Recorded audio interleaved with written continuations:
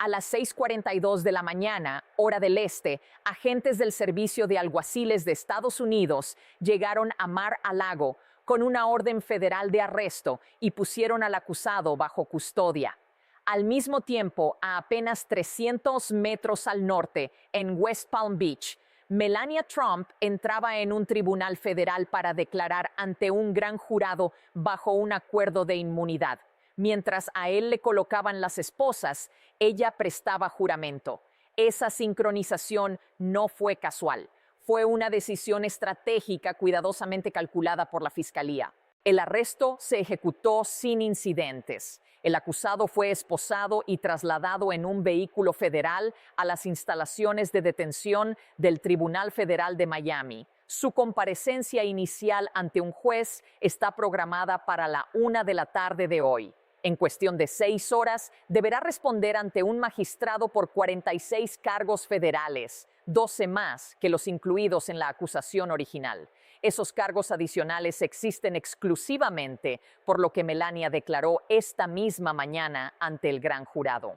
Antes de interpretar estos hechos como caos sin precedentes o como una maniobra política, conviene analizar cómo se desarrollaron los acontecimientos con una precisión casi quirúrgica. Hace 6 días, el Tribunal Supremo rechazó su último recurso. De inmediato se formalizó el acuerdo de cooperación de Melania. A partir de ese momento, los fiscales coordinaron cada paso. Esperaron deliberadamente a que ella estuviera físicamente en la sala del gran jurado bajo juramento antes de ejecutar la orden de arresto. La razón es evidente. Una vez que ella comienza a declarar, el acusado queda completamente incapacitado para comunicarse con ella.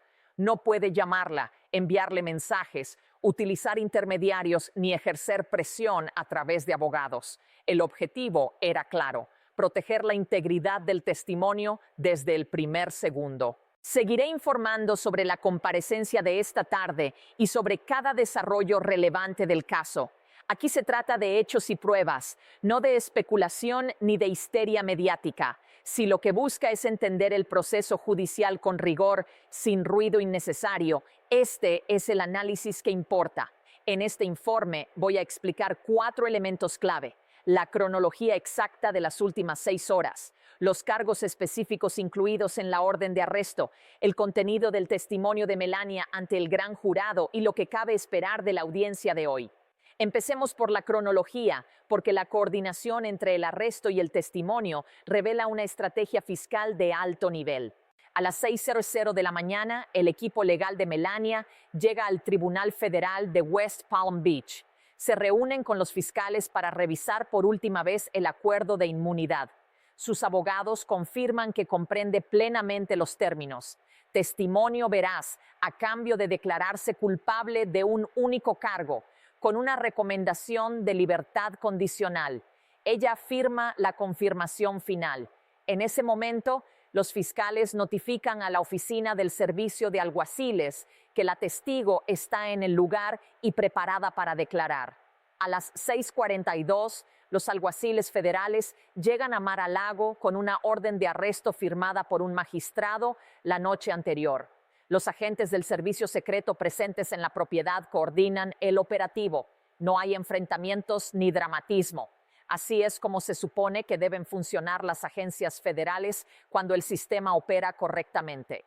A las 6:47 se ejecuta la orden. El acusado queda bajo custodia. Se le colocan las esposas sin resistencia. Sus abogados son notificados de inmediato y comienzan a desplazarse a Miami para la comparecencia judicial. A las 7:15, el acusado es trasladado en un vehículo federal al centro de detención del Tribunal de Miami, donde es procesado, fotografiado y fichado. Mientras tanto, a escasos metros de distancia, su esposa está a punto de entrar en la sala del gran jurado para declarar contra él.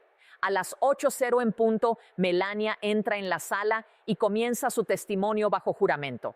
En ese momento, él ya se encuentra bajo custodia federal. No puede comunicarse con ella de ninguna forma. El momento fue calculado con precisión absoluta. A las 9:30, el gran jurado entra en receso. Los fiscales evalúan el testimonio y analizan si las pruebas respaldan cargos adicionales más allá de los ya preparados.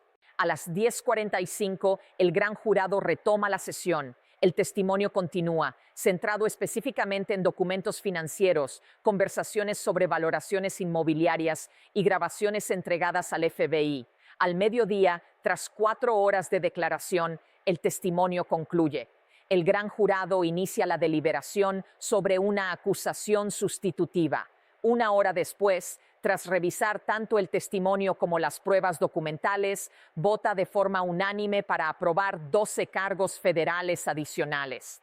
A la 1 de la tarde, el acusado comparece ante un magistrado para su audiencia inicial, ahora enfrentándose a un total de 46 cargos federales. Cuando la fiscalía sincroniza un arresto con una declaración ante un gran jurado, no lo hace por casualidad. La intención era inequívoca: asegurarse de que el acusado estuviera bajo custodia y sin posibilidad de interferir antes de que se pronunciara una sola palabra bajo juramento. Ese nivel de coordinación demuestra la seriedad con la que se está tratando este caso y el valor que los fiscales atribuyen al testimonio obtenido. Así se desarrollaron las últimas 6 horas y a continuación es imprescindible analizar qué cargos contiene exactamente esa orden de arresto, porque la acusación sustitutiva amplía de forma significativa el alcance y la gravedad del caso.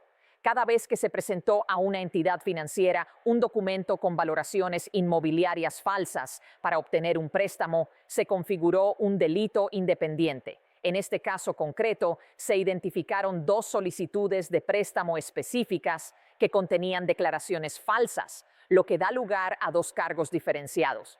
Para comprender la gravedad del momento, es fundamental explicar cómo funcionan las acusaciones sustitutivas en el sistema federal. El gran jurado ya había imputado al acusado meses atrás por 34 cargos. Sin embargo, cuando surge nueva evidencia, en este caso, el testimonio de Melania, junto con grabaciones y documentación, los fiscales pueden regresar ante el gran jurado y solicitar cargos adicionales.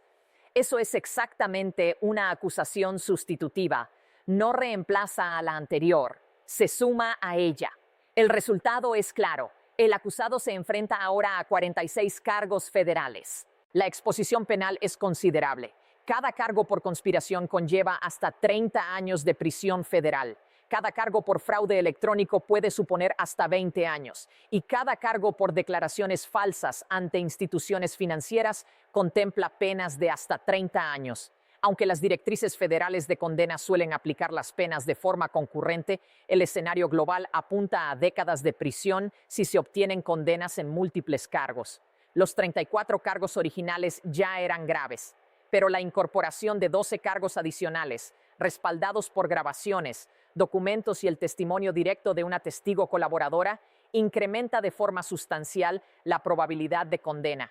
Estos nuevos cargos existen exclusivamente por lo que Melania declaró ante el gran jurado. Su testimonio, junto con las pruebas materiales que entregó, proporcionó a la Fiscalía el elemento clave que faltaba: la prueba de conspiración. Sin un segundo participante dispuesto a declarar, demostrar una conspiración resulta complejo. Pero cuando es el propio cónyuge quien sube al estrado, describe conversaciones privadas y reproduce grabaciones con la voz del acusado, la acusación se vuelve mucho más directa y difícil de refutar. Ese es el núcleo de los cargos incluidos en la orden de arresto. Veamos ahora qué declaró exactamente Melania ante el gran jurado, porque aportó 3 piezas de evidencia que resultan especialmente dañinas para cualquier estrategia de defensa. En primer lugar, una grabación telefónica de marzo de 2020. Melania entregó al FBI un audio que ella misma grabó de una llamada entre el acusado y un directivo de Deutsche Bank. En la conversación se discutían valoraciones inmobiliarias relacionadas con Mar-a-Lago. 6 meses antes, un tasador independiente había valorado la propiedad en $75 millones. En la grabación, el acusado afirma que presentarán una tasación distinta, fijando el valor en 739 millones. Sus palabras, registradas de forma literal, son inequívocas. La tasaron bajo. Haremos que nuestro hombre haga otra con el número correcto. No se trata de una interpretación ni de una inferencia. Es una manifestación directa de la intención de presentar una valoración fraudulenta. La voz es suya, las palabras son suyas. La segunda prueba consiste en mensajes de texto de 2018 intercambiados entre ambos sobre cómo declarar los valores de las propiedades. En uno de ellos, el acusado escribe: dile al contable, tasación alta para el banco, tasación baja para impuestos, práctica habitual. Ella responde preguntando si eso es legal. La contestación es reveladora. Todo el mundo lo hace. Simplemente no lo pongas por escrito después de esto. Ese intercambio demuestra conciencia de culpabilidad. El acusado reconoce el carácter cuestionable de la práctica, advierte sobre dejar rastro documental y aún así decide continuar. La tercera prueba son notas manuscritas tomadas por Melania durante una reunión de 2019 con contables. En esas notas se recoge una instrucción clara del acusado: preparar 2 juegos de estados financieros, uno con valores inflados para solicitudes de préstamo y otro con valores reducidos para declaraciones fiscales. Las notas incluyen una cita textual atribuida al acusado: los bancos reciben los números buenos, Hacienda recibe los malos, así es como se construye la riqueza. Estas notas contemporáneas son pruebas admisibles que refuerzan un patrón deliberado de fraude. El valor del testimonio conyugal en estos casos es considerable. Los cónyuges están presentes en conversaciones privadas, en momentos en los que no hay abogados ni asesores. Escuchan lo que se dice cuando no se espera que nadie más esté escuchando. Las grabaciones, los mensajes y las notas proporcionados por Melania ofrecen a la Fiscalía algo especialmente difícil de probar en delitos financieros: la intención. La intención implica que el acusado sabía que actuaba de forma ilícita y aún así decidió hacerlo. La grabación, los mensajes y las notas lo demuestran con claridad. El gran jurado escuchó este testimonio durante 4 horas, deliberó durante 1 y posteriormente aprobó por unanimidad la acusación sustitutiva. Ese resultado da una medida precisa de la fuerza probatoria de lo presentado. Eso fue lo que declaró bajo juramento.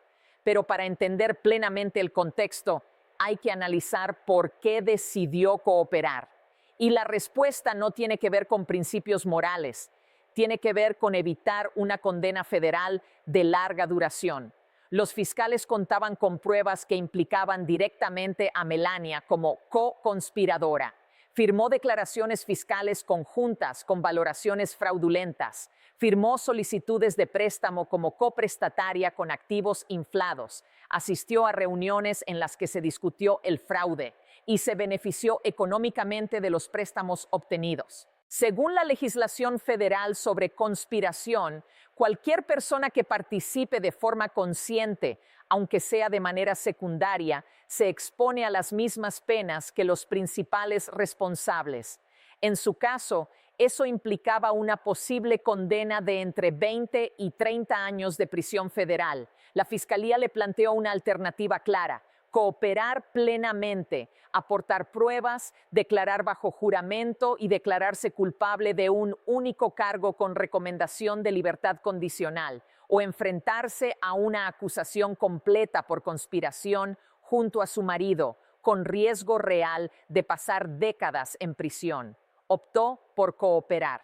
El acuerdo de inmunidad sigue un patrón habitual en procesos federales. Está obligada a decir la verdad ante el gran jurado y en un eventual juicio. Cualquier falsedad o ocultación anularía el acuerdo y la expondría no solo a los cargos originales, sino también a un delito adicional de perjurio. Si cumple, se declara culpable de un solo cargo, recibe una recomendación de libertad condicional y evita la cárcel.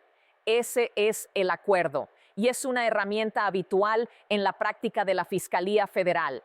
Cuando el Estado presenta ese volumen de pruebas, detalla los cargos, calcula la exposición penal y ofrece una vía para evitar una condena devastadora, la cooperación deja de ser una cuestión emocional y pasa a ser una decisión racional. Ese es el motivo por el que decidió cooperar, pero el impacto de su decisión va mucho más allá de la incorporación de nuevos cargos. Su colaboración altera de forma sustancial la dinámica del juicio que se avecina. En primer lugar, cambia la cuestión de la credibilidad a través de la corroboración. La defensa atacará inevitablemente su fiabilidad como testigo. Argumentará que miente para salvarse, que tiene incentivos para exagerar y que una esposa resentida diría cualquier cosa para satisfacer a la fiscalía. Es un guión habitual cuando se trata de testigos colaboradores. Sin embargo, este caso no se apoya únicamente en su palabra. Aporta grabaciones con la voz del acusado, aporta mensajes de texto procedentes de su teléfono, aporta notas manuscritas tomadas en el momento de los hechos. Esa evidencia independiente refuerza su credibilidad incluso ante jurados escépticos. En un tribunal no es necesario simpatizar con un testigo para creer las pruebas que presenta. Cuando el jurado escucha una grabación en la que el acusado afirma que harán otra tasación con el número correcto, la credibilidad personal de la testigo pasa a un segundo plano frente a la contundencia del material probatorio. En segundo lugar, su conocimiento interno desmantela las defensas clásicas en delitos financieros. El argumento habitual es bien conocido. Confié en contables y abogados. Si los números eran incorrectos, yo no lo sabía. Esa línea defensiva se derrumba cuando el propio cónyuge declara que fue el acusado quien dio instrucciones directas a los contables sobre qué cifras utilizar. Cuando existen grabaciones en las que se le oye ordenar la inflación de valores, mensajes que revelan que sabía que la práctica era legalmente cuestionable y notas que documentan la estrategia de mantener dos juegos de cuentas, la alegación de ignorancia deja de ser sostenible. La tercera consecuencia es el aumento exponencial de la exposición penal. Los 34 cargos originales ya implicaban penas potencialmente muy elevadas, pero su resultado no era seguro desde el punto de vista probatorio. La fiscalía se enfrentaba a dificultades evidentes.